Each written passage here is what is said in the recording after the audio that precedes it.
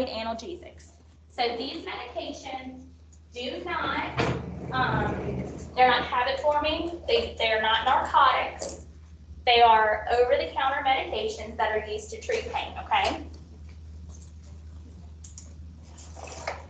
So we know that pain is the unpleasant sensory and emotional perception associated with actual or potential tissue damage. So there can be, like the bee sting, there can be actual damage, or the body can just anticipate, oh, there's something going on, and have that response. So the sensation of pain is sent from the peripheral tissue to the brain where it is interpreted. Pain medications change the sensation either in the tissues or in the brain. Y'all understand the difference? So when we talk about the mechanism of action, it's going to work in one of those two sites. So they change the sensation in the tissues or they modulate that signal to the brain. Acute pain, long or short? Short. Chronic? Long. How long? Over 6 months. Good deal. Okay. Salicylic. This is words that I may or may not say correctly, so take it with a grain of salt. Salicylates are drugs that are derived from salicylic acid. They're useful in pain management these are the three ways that they work. They're analgesic, antipyretic, and anti-inflammatory. I gotta have a little bit of light, I'm sorry.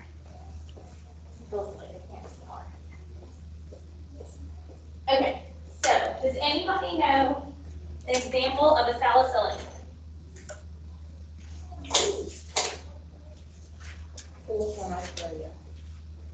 Aspirin. Aspirin. Who has ever taken aspirin in this room? Okay.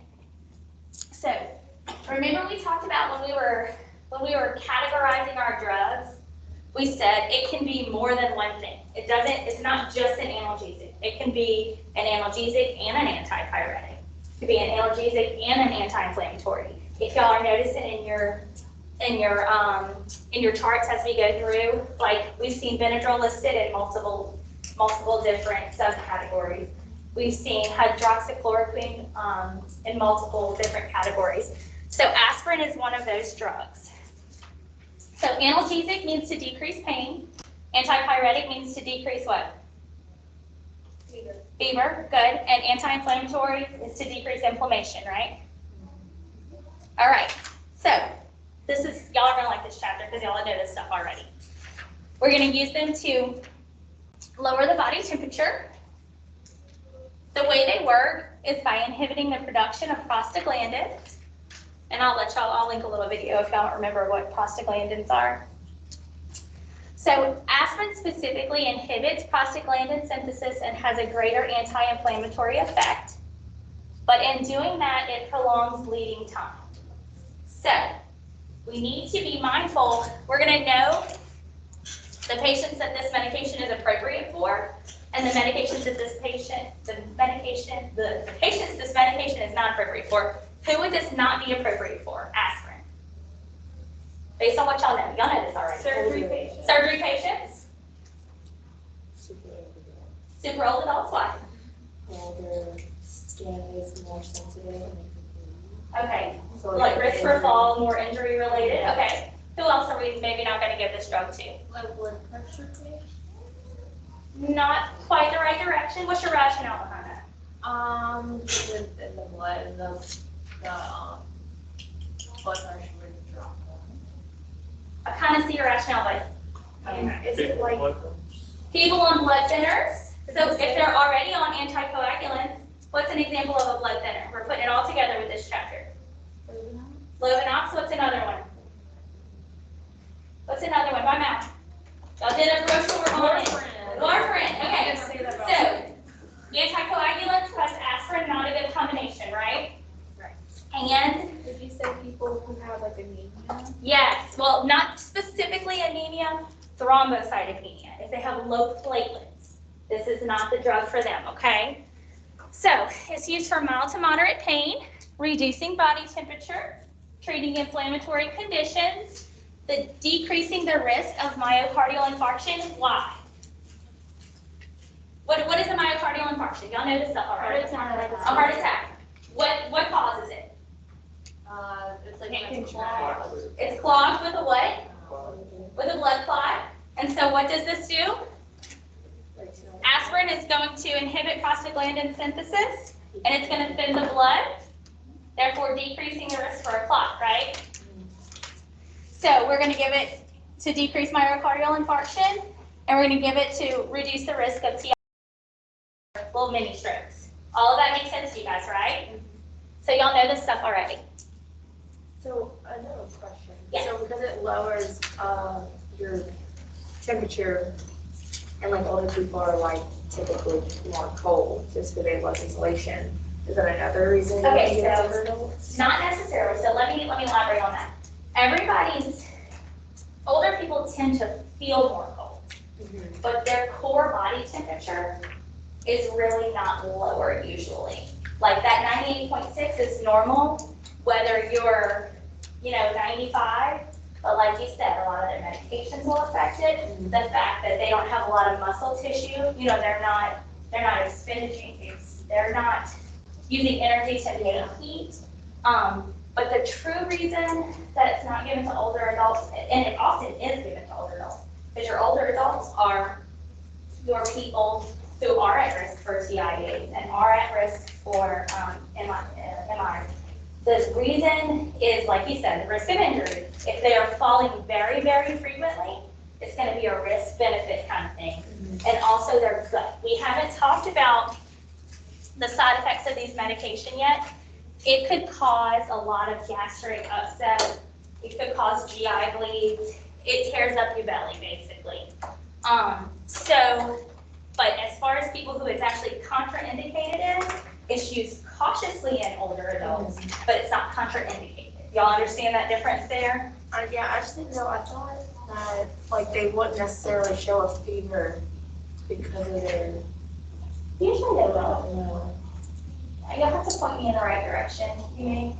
I thought we talked about something that was like fever couldn't be an indication because. That may show up later because everything in their body is sluggish. You know what I'm saying? They don't have those responses that are like, ooh, But I'll have to look that up because. I was thinking Does that about sound something familiar to else. anybody else or ish? I'll look it up. I don't want to, or you can look it up. We'll both look it up, see what we come up with. But we will use it cautiously. We will use it very cautiously in elderly adults.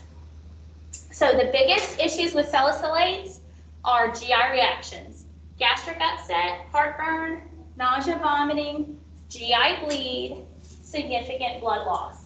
So like we talked about risk of injury, or if there is already an ulcer, we're not going to give this to someone who already has blood in their stool or signs of bleeding already.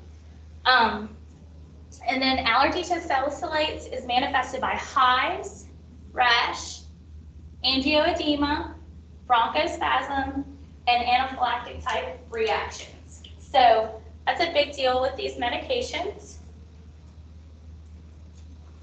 All right, we've already kind of talked about this, but it's contraindicated in patients with a bleeding disorder. We need to talk about Reye's disease. We have not discussed that yet. Almost always, not always, but almost always, aspirin is contraindicated in children less than 12 years old. And here's why. The aspirin itself is not specifically dangerous to them. But if they have chicken pox or the flu, and they get an aspirin type medication, their body kind of goes into this it's kind of like an immune response, and it attacks itself kind of sort of, and it causes Reye's disease. Reye's disease, I don't have my book. Somebody find Reye's disease in your book and read a little bit about it. It's a life-threatening condition characterized by vomiting and lethargy progressing to coma. Yes, so life-threatening. So the issue is we know that most people do not have, not all illnesses are the chicken pox or the flu. But how does the flu originally present itself? Yeah, cold, but what else? What's something that goes along with the flu? Fever and achiness, right? So aspirin used to be, and you don't always know that you have the flu yet. So aspirin used to kind of be, years ago, like before my time, like whenever my mom and them were little, that was kind of like the go-to drug. Like if your kid was ill, the way we give our kids Tylenol, they gave their kids aspirin. And then they started making this connection that if the children ended up having the flu or chicken pox, then they were breaking out in this awful rash and like things were escalating. So as a general rule, we do not give it in children less than 12, okay? We're gonna use it cautiously in people with hepatic and renal disease, during pregnancy, if they have hypoprothrombonemia, if they have a vitamin K deficiency. Why? What do y'all remember about vitamin K? Think about the warfarin brochure. Clots. Vitamin K is associated with clots. So if they already have low vitamin K, then they essentially, their body is in the same state as if it were on a anticoagulant, right? So that we're going to use it super cautiously in those patients. Cautiously in patients with GI irritation, peptic ulcers, mild diabetes, and gout. All right. Now this is where your stuff starts it all will start going together. Remember I told you all those drug-drug interactions? Once you start learning about all the classes, you'll be like, oh, well, that makes sense. We've already talked about this. We're not giving salicylate with anticoagulants. We're about to learn about NSAIDs. We're not going to give them with NSAIDs either. Activated charcoal, we're not going to absorb the salicylate like we should. Antacids are going to decrease the effect because they're neutralizing, right? All of that's making sense to you guys? And then carbonic anhydrase inhibitors, they're going to increase the risk for toxicity. All right, the end on salicylates. We feel good about it? The thing that you need to take in mind, sorry for 1 second. I'll pick it up in 1 second. All right. When you look in your book,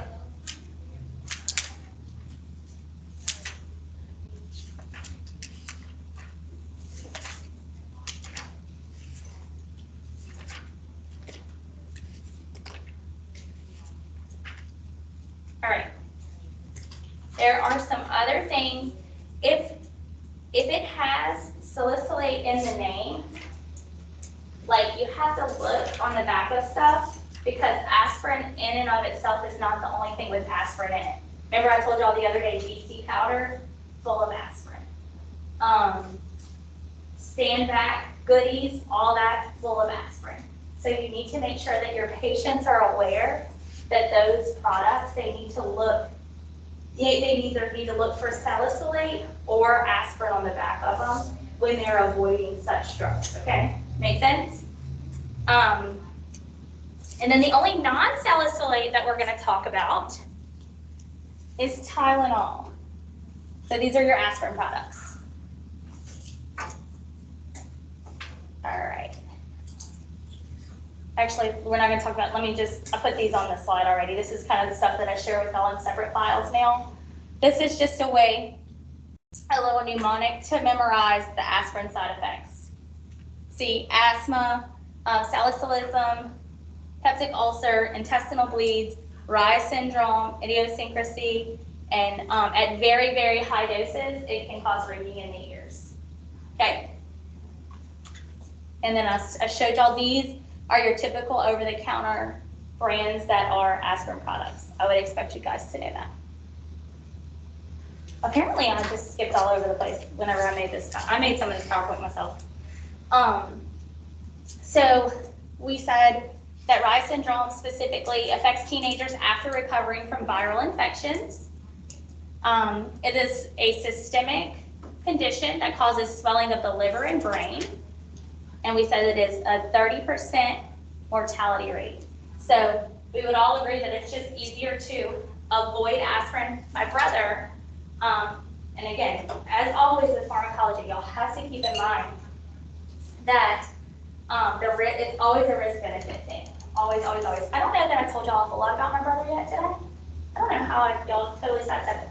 My brother was born with hypoplastic left heart, which meant his left ventricle was not fully developed. So he was on aspirin. He had multiple heart surgeries to correct the defect and all of that stuff. But he was on aspirin as a child.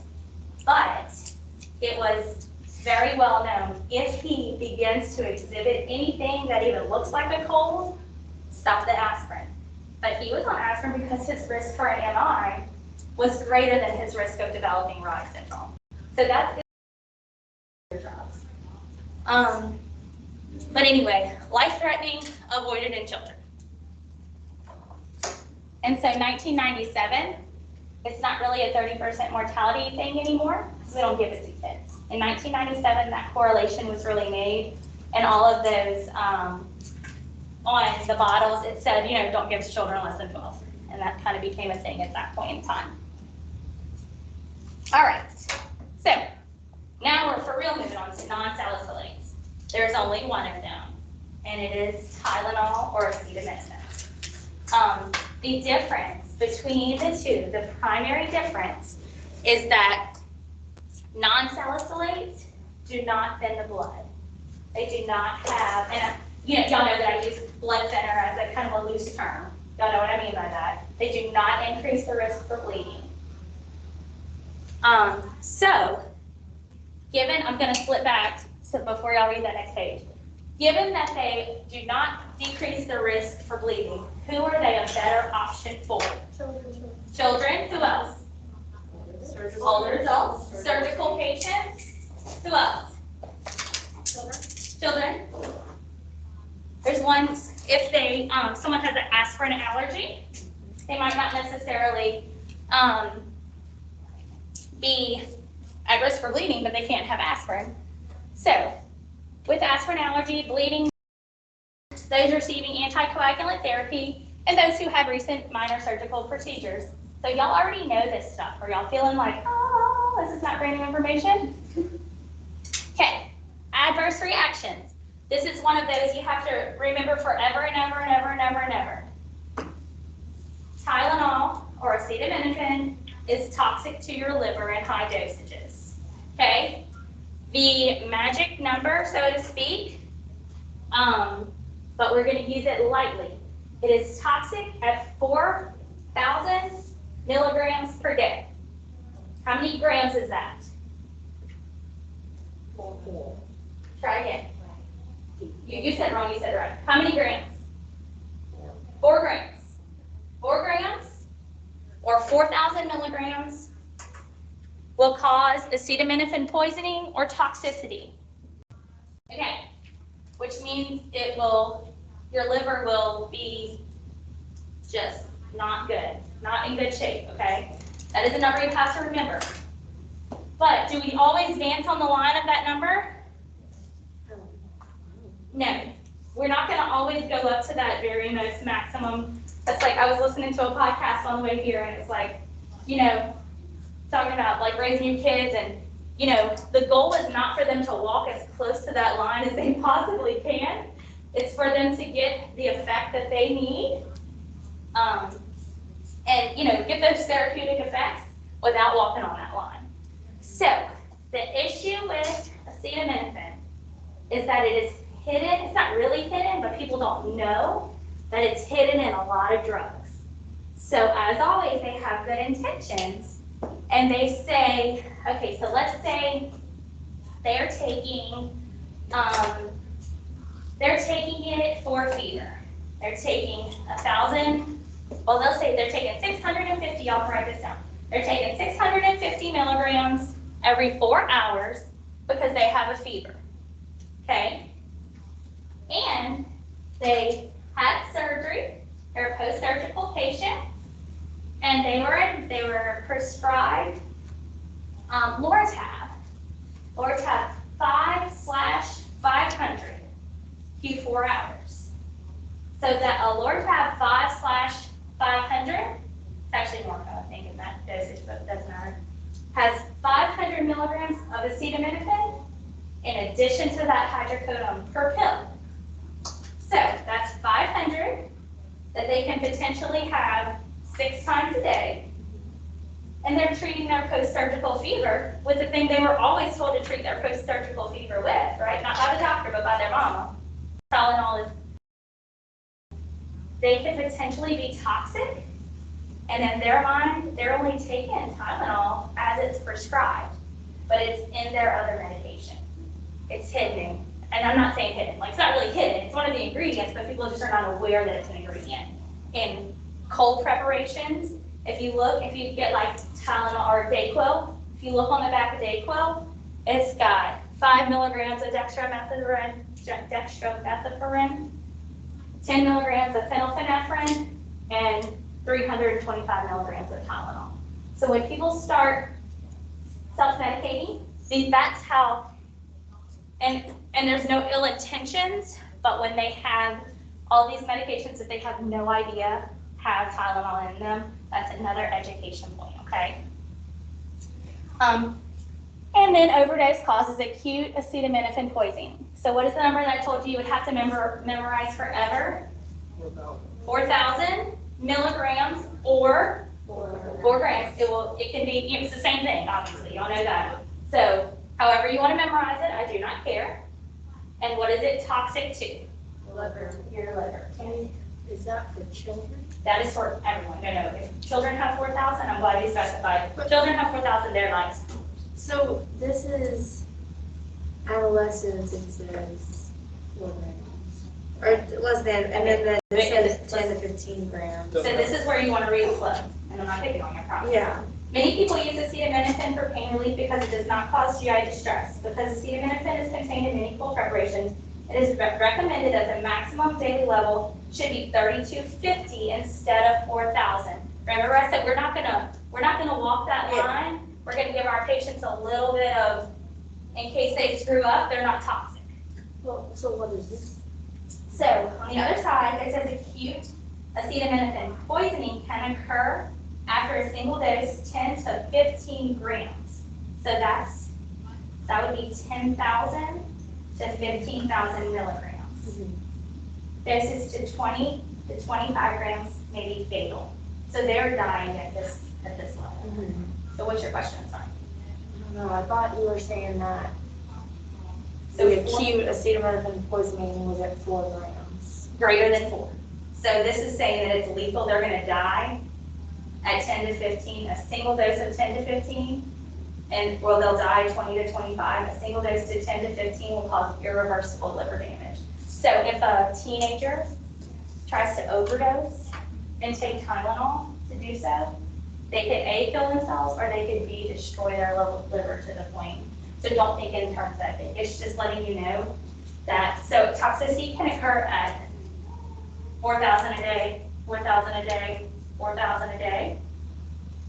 And then, they're steady building up that toxicity, or they can take one single dose, screw up, and be toxic. Okay. So, does that make better sense? Mm-hmm. Yeah. What was the number of children? So that was the recommended, okay, so children is going to be much smaller. Acetaminophen for children is weight-based. So that toxicity level is going to be, I don't have an actual number for that. That 4,000 is what you need to remember, because toxicity for children is going to be very much based on their weight. I guess I was just looking at it because it said adolescents. Yes. So we could read that whole thing together, but adolescents most of the time weigh, okay, so my 11-year-old, in terms of medication, and she's not a big girl, she's an adult. She can take, because she weighs 102 pounds. So usually when they're talking adult, it's in terms of weight. Most adults don't weigh less than 80, I say most adults, I mean, that's a generalized statement, but most of them don't weigh less than 85 pounds. And that's usually the weight that we consider an adult, in terms of medication dosaging. They usually say like 12 or older. Yes, 12 or older, because most 12-year-olds weigh 85 pounds or greater. So know that it's weight-based. For kids, it will say the recommended dose. They will give you a chart in the doctor's office when you have babies, and it'll say your patient, if your kid weighs this to this is how much you give. And that is very much based on staying below that toxicity level. But this 3,250 is just a good rule of thumb that we're not going to say you can have 4,000. Because when we tell our kids they can stay up until 10, they stay up until 10:30. And they say, oh, it's only 30 minutes. Whereas if we tell our kids they can stay up until 9:15, and they stay up that extra 30 minutes, we're still not at that toxic level. Does that make sense to everybody? So the magic number is 4,000, but that other is your best education practice.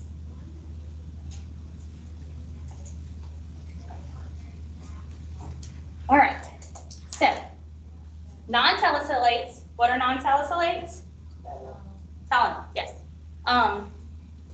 They're used cautiously in patients with severe or recurrent pain or high continued fever. So we need to reevaluate the cause at that point. If you're eating Tylenol, if your spouse is eating Tylenol on a daily basis most of the year, then we need to see what's the problem. Why are we taking so much medication? And we use it cautiously during pregnancy and lactation. None of y'all have kids, huh? I always forget everybody in this class has children.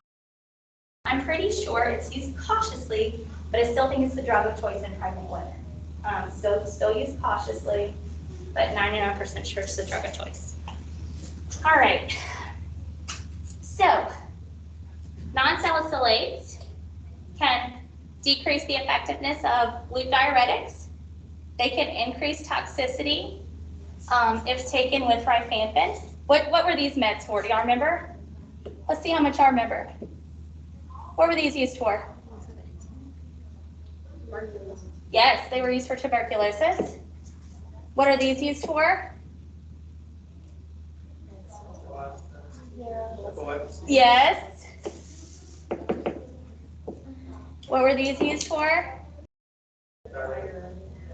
For? Sodium. Okay. Edema or heart failure. And then barbiturates, I don't know if y'all remember a lot about this. We only briefly touched on them.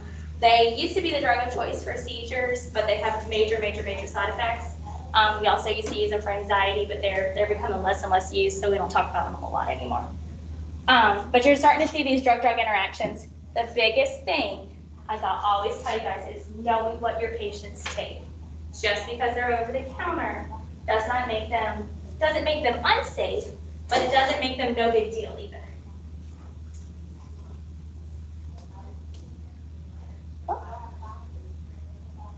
All right. Another thing to note with this, Tylenol is the go-to non-salicylate. It's really the only one mentioned. But your arthritis, your arthritis preparations that are not documented, but they're your whatever it's like, it'll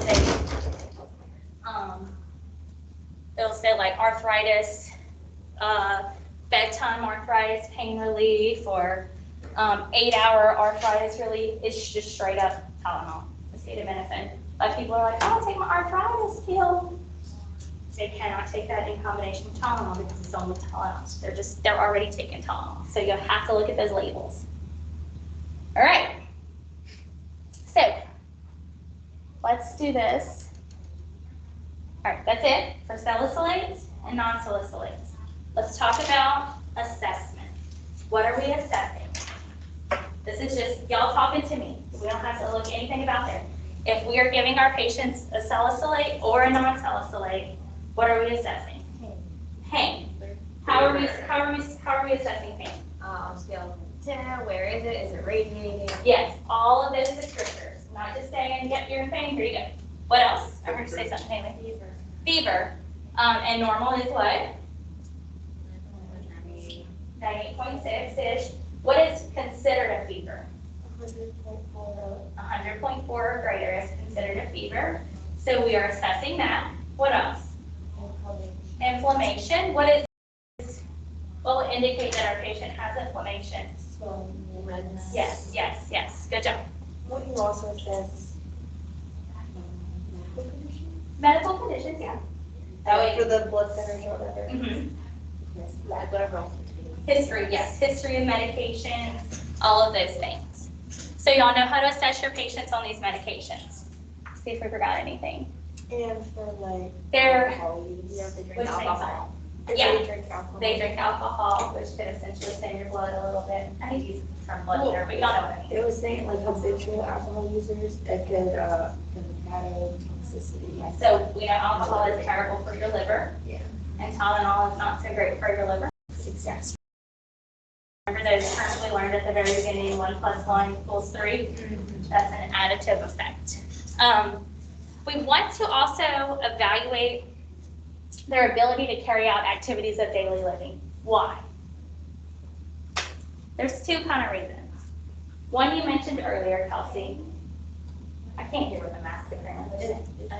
If somebody's pain, yes. Is that pain 0 to 10? But is it interfering with what they are doing? Because sometimes that number is not descriptive enough.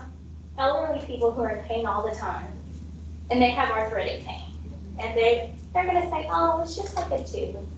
You know, a lot of old people are tough, so it's just a 2. But they're now sitting in their chair all day because it hurts their knee too bad to go out to the mailbox. That is a significant change in their activity of daily living, and it's not necessarily a number that they're giving you. So when you're truly assessing your patients, all of that goes into play. All right. We want to monitor for relief of pain. We need to reassess pain 30 to 60 minutes following the administration of drug. Okay, so when you give your pain medication in the clinical setting, you are not done. They told you you had pain, you give them their medication, you must go back and reevaluate their pain. Are you always able to give them more? Not necessarily. They may not have an order for more, but you have the hiccups, I'm sorry. You have to reassess so that we have documentation that maybe we need to reach out to the doctor, or maybe we need to try some non-pharmacological pain interventions. So 30 to 60 minutes after administration of these, you should see some sort of onset. You should see some sort of relief. And again, the biggest thing is not just that number, the severity, location, and intensity. You need to take in all of those descriptive factors and then report any adverse side effects. All right, let's see. I'd like for y'all to tell me this stuff. I can't erase any, y'all probably already saw it. All right, y'all know their nursing diagnosis, right? Pain can be chronic or acute, impaired comfort, impaired physical mobility, or risk for poisoning. Teaching points. Avoid salicylates 1 week before surgery. Y'all, I know I've told y'all this 100 million times.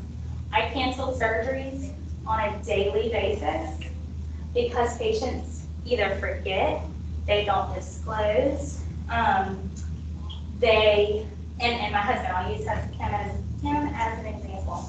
He works like painter, construction, you know, all of that kind of stuff. So he was taking a lot of BC powder because he was 80, you know, a lot. But when he had his heart condition and they put him on aspirin 325, do you think that he's like, oh, I take a BC almost every day? No, because to him, he just grabbed it when it wasn't a medication. So since that time, he cannot take BC powder. And that was a big adjustment for him. In addition to everything else, not being able to take, not that it was like a pain pill, but it helped when, you know, it helped him after a long day. You know, switching to Tylenol when you're used to taking stuff that has 800 milligrams of aspirin, it's kind of like a step back. So it was like, oh, this sucks. So you have to just make sure that you are gathering that information from your patients. Excedrin has aspirin in it. A lot of over-the-counter things have aspirin in them. And again, aspirin is not a bad thing, it's a good thing. You just have to be aware of it. So 1 week before any surgeries, a lot of docs are going to 10 days to 2 weeks. Again, not walking on that line, but staying a little bit, you know, giving their patients a little bit more leeway. Yes, so 7 is the rule of thumb, but most of your physicians you will see give a minimum of 10. When they're educating their patients, they'll tell them 10. So when it does to the 1 week? I won't make you choose between the two. It'll be, I haven't been tested, I won't make you choose between the two. But technically, yes, 1 week. So these are your levels for toxicity related to salicylate use. I need y'all to keep in mind that that is the serum level. So when you take a pill by mouth, it's not going to be the same, like aspirin comes in 325 milligrams. The serum level that results in salicylism is 150 micrograms, but that's in the blood. Does that make sense? So you need to keep those two figures separate in your head. Am I in your way, Brendan? No. Okay. You need to keep those two figures separately in your head. Same way with dilantin. Y'all remember y'all's dilantin numbers? That was serum levels. That was levels in the blood. When you're giving dilantin, you're giving 500 milligrams of it oral. So 400 micrograms will result in respiratory ampulosis and hemorrhage. Aspirin. We said that it bothers the stomach, right? It's a GI irritant. We are going to give with a full glass of water, and it can be given with meals or on an empty stomach, but we just need to make sure that our patients drink a full glass of water when they take it. So this is fun. Fun fact. I don't know if I told y'all this or not. Does anybody recognize this drug name right here? Bonus points. Actually, I can't give a lot of bonus points, but does anybody recognize it?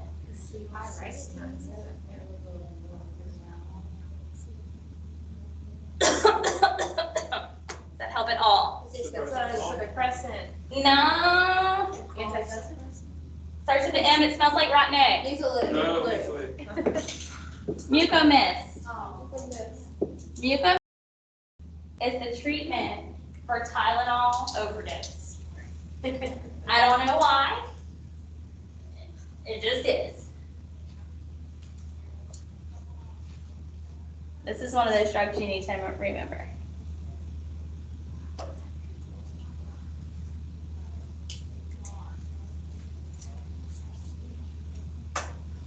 It acts by protecting liver cells and destroying acetaminophen metabolites. Oh, say that loud. I didn't know the mechanism behind it.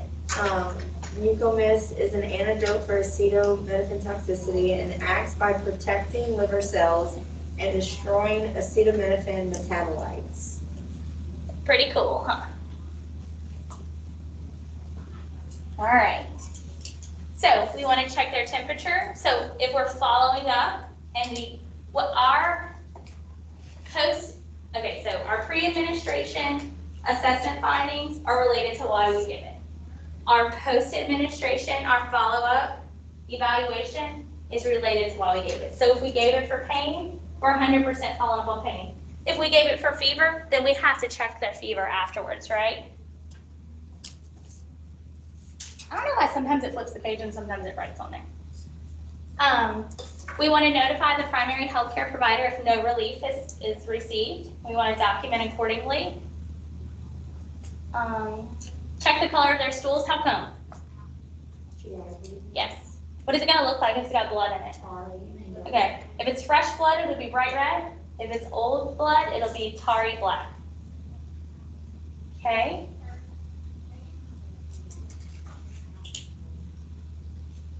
Okay, if your patient have any hearing loss, what is that associated with? Yes, it's associated with aspirin toxicity.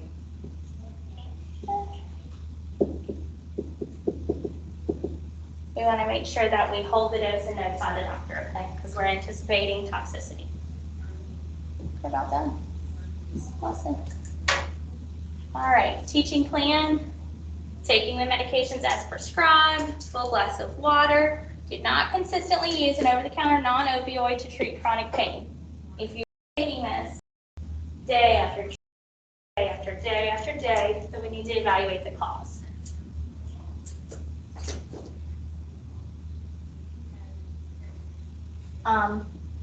We've already talked about all this. Avoid the use of alcoholic beverages. Okay, important to point out. Aspirin,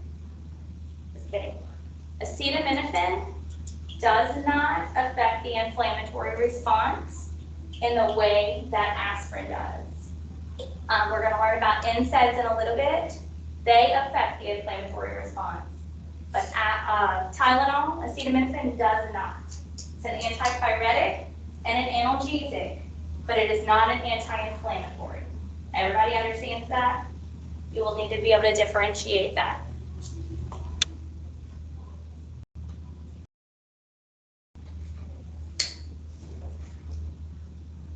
All right, true or false? Pain is the unpleasant sensory and emotional perception associated with actual or potential tissue damage.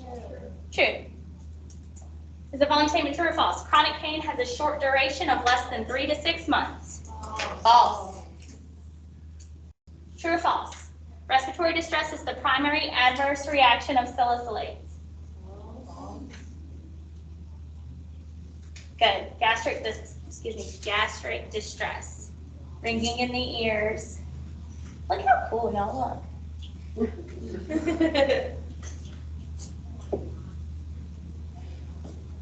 All right, questions about salicylates, non-salicylates?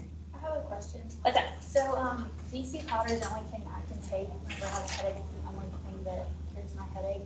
But, I mean, I try to take Tylenol, it doesn't work, and it doesn't work near as fast, obviously. But if Tylenol is an analgesic, then why would that not help me? It's Is it just depending on the person? it has to do with the sensory, the way your body receives pain. And Tylenol doesn't interfere with the prostaglandins the way that aspirin does. So it's very simple, probably something like that, like a mechanism of action kind of thing. That's why some medications, and we're going to learn, some medications, like Tylenol doesn't work on me, but ibuprofen works well for me, you know? So it's very different for everybody. Tylenol doesn't work on my husband, but BC powder did. So it's very much a sensory / prostaglandin, like all the exact details, I don't really know. But it all has to do with like the mechanism of action of the That's why I medication. bruise so because I take DC powder probably even Yeah, it's got a pretty good bit. I mean, it's like, I've literally bruised. oh, Like, really, really. yeah. I don't know if it's good. It's very, potentially, there's a lot of medications that cause, that bruising is a side effect of. And so that's absolutely a possibility. It doesn't mean you're at toxic levels or anything, but it does decrease your platelets. I have a question.